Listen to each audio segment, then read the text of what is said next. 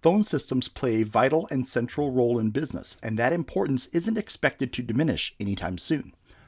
On-premise phone systems become expensive to maintain compared with off-premise, and POTS lines are noticeably lacking in expected call quality.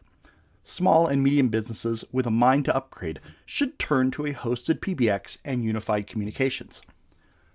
From an operational expense perspective, a hosted PBX is very appealing, with maintenance lowered or eliminated, and newer equipment that can be leased or amortized if purchased to spread out the cost. However, for the end user, it isn't all sunshine and roses from the outset. I have spoken and trained hundreds of end users over the last few years, and many of them are hesitant to become invested and learn a new phone system after they've already mastered the legacy one.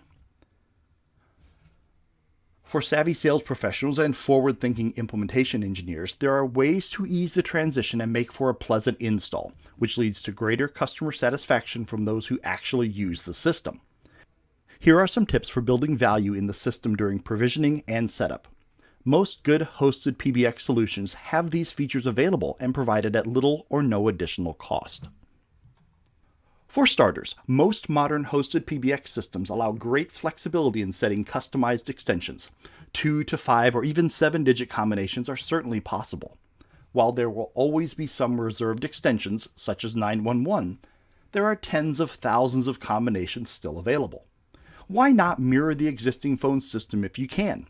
If Janice in accounting has been extension 44 since 1982 when she was hired, there's no good reason she cannot be extension 44 in the new system. You should make inbound calls hit the same phones in the same order as they always have. This means talking to a current administrator or receptionist about any ring groups or call forwarding provisions that they have in play.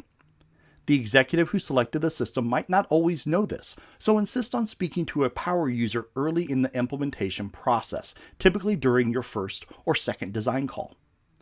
The call flow can be changed and improved later, of course, but for ease of transition, it's best to leave call logic as it was. One of the best UCaaS features may be the ability to name users and have the internal caller ID show the user who is calling rather than just their extension. This approach should be used to win points with the client. Not only does it make receiving calls much easier, but in customizing the new phones, it builds buy-in with those users. They can see how they are important to the system, which is really what it's about. For example, Janice's phone says Janice, not accounting 44. Finally, by optimizing the busy lamp fields and shared call appearances available, small functional groups can be formed. It's not likely in an office of 25 people that every person will interact daily with every other employee. However, they may have a department of 4 or 5 where on-demand collaboration is very beneficial. Building out these groups, reflected as busy lamps on the phones, shows the user is connected to the others. They can call and transfer easy, and even use the status lamps to tell when their coworker is on an active call. With just a few simple steps like these, you could make the new system as close to the old one as possible, all while phasing in 21st century features like call waiting and customized music on hold.